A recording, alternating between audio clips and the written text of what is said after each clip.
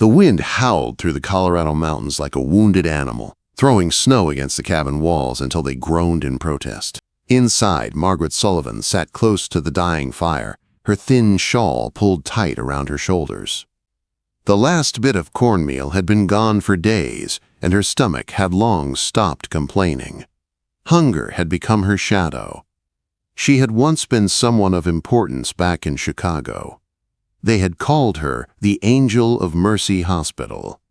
She was the nurse everyone trusted, the one with steady hands and a calm voice that could pull men back from death's door.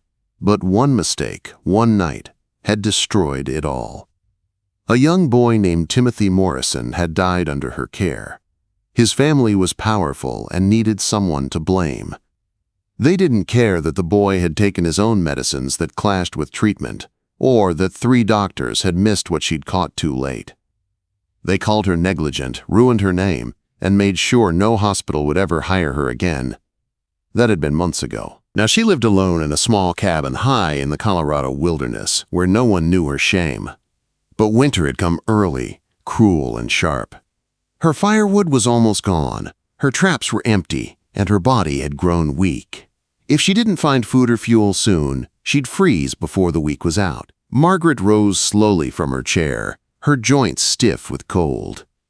She wrapped strips of cloth around her worn-out boots and stepped into the storm. The wind hit her like a wall. Snow swirled so thick that she could barely see her own hands. Each step toward the woodpile felt like a battle. As she bent to gather a few sticks, the storm shifted for a heartbeat, and through the blur of white she saw something, a dark shape lying motionless in the snow. Her heart jumped. For a moment, she thought her starving mind was seeing ghosts, but then she saw the horse. A bay stallion, reins tangled in a tree branch, nostrils steaming, eyes wild with fear. Margaret dropped her firewood and stumbled toward the figure. It was a man, face down in the snow. His coat was torn and soaked with blood. She knelt beside him, hands trembling, searching for a pulse. It was there. Faint, but alive. "Dear God," she whispered. Her healer's instinct took over. She rolled him onto his back with great effort. He was tall, broad-shouldered, built like a man used to hard work. Blood had frozen in a dark trail down his neck from a wound near his temple, but it was the hole high on his right chest that made her breath catch. A gunshot. Fresh. She looked at his face. Even unconscious, he looked strong. A proud jaw. Dark hair. He was no outlaw by the look of him. His clothes were fine, his boots expensive. Maybe a rancher. Maybe someone with money. But none of that mattered now. He would die if she didn't act. Margaret's mind raced. She had no medicine, no proper instruments, not even enough food to keep herself alive. But she couldn't walk away. She was a nurse, and a nurse saved lives. It was the one thing left that still made her who she was. She turned to the horse, speaking softly. "Easy, boy. Easy now. I need your help." The stallion stood still, exhausted. With the last of her strength, she managed to haul the wounded man over the saddle, then led the horse through the snow toward her cabin. It took nearly an hour. 3 times she fell. 3 times she forced herself up again. By the time they reached the door, she could barely breathe. Inside, she pulled him down onto the floor, shutting out the storm. His lips were blue from the cold, his chest barely rising. She had no time to rest. Her hands moved on their own, building the fire, boiling snow for water, fetching the bottle of whiskey she had saved for emergencies. The bullet had to come out. She cut away his blood-soaked shirt with a kitchen knife. The wound was deep, but not fatal. Not yet. She cleaned it with the whiskey, her hands steady though her body shook from exhaustion. The man moaned, his eyes flickering open for a brief moment. "Please," she whispered. "I'm trying to help you." He didn't seem to understand, but his grip on her wrist loosened, and he slipped back into darkness. Margaret heated her knife in the fire, then let it cool just enough to touch. With no painkillers, no tools, but her determination, she began the terrible work of removing the bullet. He jerked once, a strangled sound leaving his throat, but he didn't wake. Margaret kept working, whispering prayers as she searched for the piece of metal.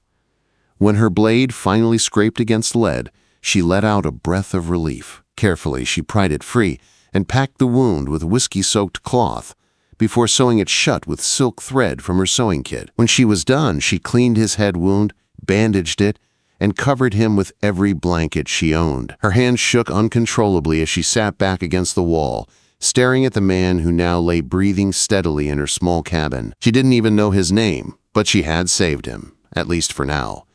By morning, the fever began. His skin burned hot as fire, his body twisting with delirium. Margaret worked tirelessly through the long day and night, cooling his forehead with snow-soaked cloths, giving him tiny sips of willow bark tea, and whispering soft words to keep him anchored. At one point, his eyes opened, cloudy with fever. "Catherine Water," he muttered weakly. "You're safe," Margaret told him. "Rest now." "Angel," he whispered before slipping back into sleep. Margaret smiled faintly despite her exhaustion. She wasn't an angel, not anymore.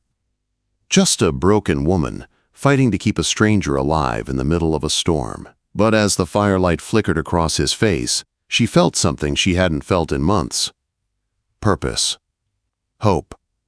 The faint heartbeat of a reason to keep living. Because maybe, just maybe, saving him would save her too. Morning light crept through the cracks in the cabin walls, falling across the man's face. His fever had calmed slightly, though his skin was still flushed. Margaret sat beside him, head resting against the wall, half asleep. When the sound of movement reached her ears, she lifted her head sharply. He was awake. The man's gray eyes blinked slowly, confusion clouding them as he tried to make sense of where he was. He moved a little and gasped when pain flared through his chest. "Easy," Margaret said softly, rising to help him. "You've been shot. The bullet's out, but you're still weak." He studied her for a moment. "Who are you?" His voice was rough, dry as dust. "Margaret Sullivan," she replied, holding a cup to his lips. "And you, sir, owe your life to a blizzard and a stubborn woman." A faint smile ghosted across his face before fading. "Jackson Mitchell," he said after drinking. "Double M Ranch, South Valley." Margaret nodded. "You were lucky I found you." "Doesn't feel like luck," he muttered, wincing as he shifted. "Feels like I got trampled by my own horse." Despite herself, Margaret smiled. "That horse saved you as much as I did." For a long moment, the two of them simply stared at each other. Jackson's gaze was steady, curious, grateful. Margaret felt a strange warmth rise in her chest and quickly turned to check the fire. "You're a nurse," he said finally. "I was," she answered quietly. His brow furrowed. "Was?"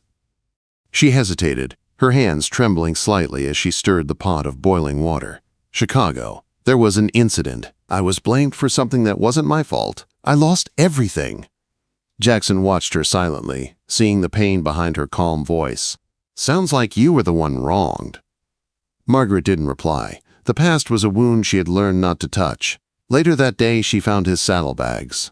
Inside were clean bandages, a small bottle of medicine, and a leather wallet filled with money, more than she had seen in months. There was also a photograph of a young woman with kind eyes. Margaret turned it over gently. "Catherine Mitchell," written in neat cursive. "Your sister?" she asked when Jackson stirred. He nodded weakly. "She runs the ranch with me. Smartest person I know." Margaret handed him the picture. "She looks kind." "She is," he said softly. "Too kind to deal with what's coming." "What do you mean?" Jackson's eyes darkened. "Harlan Doyle. Neighboring rancher. We've been fighting over water rights for 2 years. He thinks if I'm gone, he can take everything. Guess he nearly got his wish." Margaret felt a chill that had nothing to do with the cold. "Will he come looking for you?" "Maybe. His men saw me ride into the storm. If they survived it, they'll search the mountains." "Then you need to stay hidden until you're strong enough to travel." Jackson gave a humorless laugh. "And drag you into my mess?"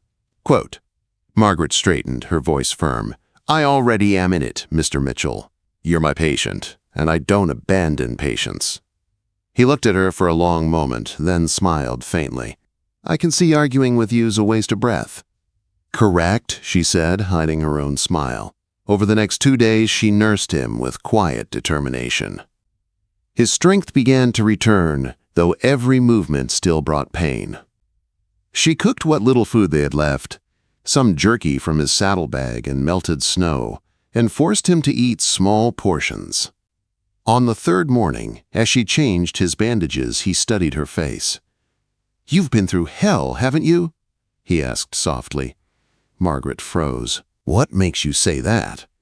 "Because I know that look. The one people wear when they've been broken but refuse to stay down." Quote. She said nothing, focusing on the stitches, but he continued. "You saved me when you had every reason not to. You used the last of your strength, your supplies, everything, for a stranger. That tells me all I need to know about the kind of person you are." Margaret's throat tightened. "Please don't make me into something noble." "I just did what anyone would." Jackson shook his head slowly. "No, Miss Sullivan. Not everyone would have risked their life for a bleeding man in a blizzard." She turned away, pretending to tend the fire. "You need rest." "I need to thank you," he said quietly, "and when I'm back on my feet, I intend to." Margaret didn't answer, but her heart beat faster. She wasn't used to gratitude. Not after Chicago, where she'd been treated like dirt. That night, as the wind outside softened to a whisper, Jackson woke suddenly, sweating and gasping. Margaret was beside him in an instant. "Harlan's men," he panted. "They'll come for me." "They'll find nothing here but snow," she said gently. "Rest." His hand shot out, gripping hers. "You shouldn't be alone, Margaret. When I'm well enough, you'll come back with me to the Double M. You'll be safe there." "I don't need," she started, but he cut her off. "Yes, you do. No one should face this world alone." Margaret looked down at his hand holding hers, warm, steady, alive. After months of loneliness, that simple touch made her eyes burn.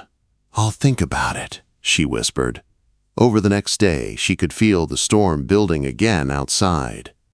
The air turned sharp, and the horses grew restless. As she brought in the last of the firewood, she thought she heard something faint in the distance. The low neigh of a horse, muffled voices carried on the wind. Her heart began to pound. She went inside. "Jackson," she said, voice tight, "I think someone's out there." He pushed himself up, grimacing from the pain. "Doyle's men." "We have to hide you," she said quickly. "I'm not leaving you alone. You're not in any shape to fight." Their eyes met. Neither wanted to admit the truth, that they might not survive what was coming. Margaret took his revolver from the table and pressed it into his hand. "If anything happens to me, stay hidden. Promise me." He nodded slowly. "Be careful, Margaret." The knock came moments later. 3 hard raps that made the small cabin shake. Margaret drew a deep breath, her heart hammering, and opened the door. 3 men stood outside, their faces cold and cruel. "Evening, ma'am," the leader drawled. "We're looking for a man. Big fella, dark hair, riding a bay horse. You seen him?" Margaret swallowed, forcing her voice to stay calm. "No, sir. Haven't seen anyone in days." The man's pale eyes narrowed. "That so? Mind if we come in and take a look?" Margaret's hand tightened on the doorframe. "You're not welcome here." His smile was slow and dangerous. "Lady, we weren't asking." And as he shoved the door open, Margaret realized the storm outside wasn't half as deadly as the one that had just stepped into her cabin. "Wait, before we move on. What do you think about the story so far? Drop your thoughts in the comments. I'm really curious to know." The cabin filled with the smell of sweat, gun oil, and danger. Margaret stood frozen as the 3 armed men stepped inside. The leader, a tall man with a thin mustache and pale eyes, tipped his hat mockingly. "Name's Watson," he said. "We're looking for Jackson Mitchell. Heard he rode this way bleeding and near dead. You sure you ain't seen him?" Margaret's heart pounded, but her voice stayed calm. "I've been alone all winter. You can look outside. No one here but me and my horse." Watson's grin was sharp. "We'll just make sure of that." He nodded to his men. Search the place. One of them, a thick-shouldered brute with scarred hands, started tossing things around, knocking over her meager supplies. The other went out back to check the lean-to. Margaret's eyes darted to the floorboards near the stove, the hidden trapdoor to the old root cellar. Jackson was down there, crouched in the cold darkness, waiting. She had to keep their attention on her. Watson leaned closer, his breath sour. "Funny thing," he said. "We found blood near the trail. Man-sized tracks. Horse tracks, too. Yours, maybe?" "I cut my hand splitting wood," she said, forcing her voice steady. He grabbed her wrist, inspecting it. The small cuts from chores were hardly enough to explain the bloody rags they'd found. "This?" he sneered, barely a scratch. "Let go," she said, trying to pull back. He didn't. His hand slid up her arm, cruel and possessive. "You're a tough one," he drawled, "but you'd best tell me what I want to know before my friend here loses patience." The brute Briggs cracked his knuckles and gave a slow grin. "Boss, she's lying. Let me make her talk." Fear flashed through Margaret, but it was quickly buried under something harder. She met Watson's eyes, chin lifted. "Do what you want. I've got nothing to tell you." Watson's grin faded. "That's a shame, ma'am." The sound that followed was thunder inside the small room, a gunshot that shattered the air. Briggs jerked back, clutching his shoulder. Watson spun around, eyes wide. In the doorway stood Jackson Mitchell, pale and unsteady, but alive, a Colt revolver steady in his hand. "Step away from the lady," he said, voiced like cold iron. "Mitchell, Watson spat. You should be dead." Jackson's second shot knocked Watson's pistol clean out of his hand. "I'm not," he said evenly, "and neither is she. You got two choices. Leave, or I'll finish what you started." The third man lunged for his weapon, but Margaret grabbed the fireplace poker and swung with all her strength. It connected with his knee, dropping him to the floor howling. "Stay down," she warned. Watson glared at Jackson, hatred burning in his eyes. "You won't last the week. Doyle's men'll burn you out." "Maybe," Jackson said, "but not tonight." He motioned toward the door with his gun. "Get your friends, get on your horses, and ride. You tell Doyle I'm alive. Tell him if he comes for me again, I'll come for him." Watson hesitated, then spat blood into the snow outside. "This ain't over." "No," Jackson replied quietly. "It's just started." When they were gone, the gun slipped from his hand. He swayed and nearly fell. Margaret was there instantly, catching him. "Foolish man," she whispered fiercely. "You've torn your stitches open." "Couldn't let them hurt you," he murmured, half-conscious. "You nearly killed yourself." He smiled weakly. "Worth it." Margaret's throat tightened as she lowered him back to the bed. She cleaned his reopened wound, tears mixing with the blood she wiped away. "We can't stay here," she said softly. "They'll come back with more." "Then we leave," he whispered. "Tonight." The storm outside had returned by the time she strapped what few supplies they had to his horse. She made a rough sled from pine branches to carry him, though he grumbled about it the whole time. "This is humiliating," he muttered. "Better humiliated than dead," she replied firmly. They moved through the snow under a black sky. The wind howled again, but Margaret kept walking, one step after another, the horse pulling Jackson behind her. Hours later, they found an old cave cut into the mountainside. Inside, she built a small fire and checked his wound. The bleeding had slowed, but fever was returning. She sat beside him, brushing damp hair from his forehead. "Talk to me," he said weakly. "Keep me awake." "What about?" "Anything. Tell me about before." She smiled faintly. "Before the disgrace?" "Before all of it." Margaret hesitated, then said, "I once had a little patient, a girl named Emma. 7 years old, broke her leg so bad the doctor said she'd never walk again. I didn't believe that. I worked with her every day for months. She walked out of that hospital 6 months later, laughing like a bird." Jackson smiled through the pain. "Sounds like you." "How so?" "Too stubborn to quit." Her eyes softened. "You talk too much for a dying man." "Not dying," he said quietly. "Not while you're here." She looked away quickly, fighting tears. Sleep. But he didn't. His hand found hers. Margaret, he whispered. If something happens to me? Don't, she said sharply. You'll live. I mean it. If I don't make it, go to the Double M. Find my sister Catherine. She'll see you're safe. I'm not letting you die, Jackson Mitchell, she said fiercely. You hear me? I've lost too much already. Their eyes met, and in that fragile silence something passed between them, something unspoken but powerful. The fever broke before dawn. When he woke, she was asleep beside him, her hand still holding his. Outside, the world was pure white, the storm finally over. By noon, they reached the Double M Ranch, but what they found made Margaret's heart sink. The place was too quiet. No ranch hands in sight, no smoke from the chimneys. Catherine Mitchell appeared on the porch, rifle in hand. When she saw her brother, her face lit with disbelief and joy. "Jackson, you're alive!" He smiled weakly, mostly. She ran to him, helping Margaret lift him down from the horse. "Who's this?" Quote, "The woman who saved me," he said simply. Margaret Sullivan. Catherine took one look at her and nodded. "Then I owe you more than I can say." But the joy was short-lived. Catherine's face darkened.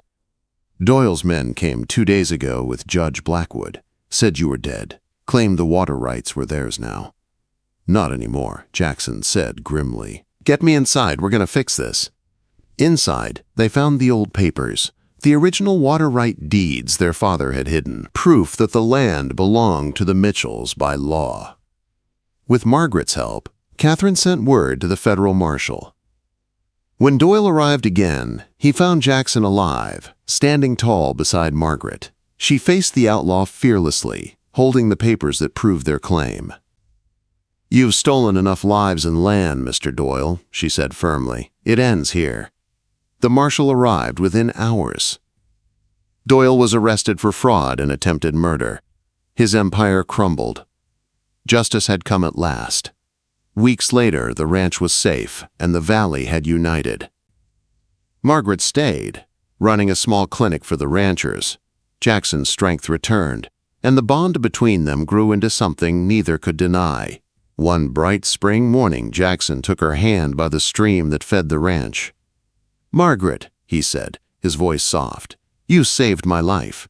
You saved this ranch. You saved me. Would you let me spend the rest of my life proving I'm worthy of that?" Quote. Tears welled in her eyes. "Are you asking me to marry you, Mr. Mitchell?" He smiled. "Yes, ma'am, I am."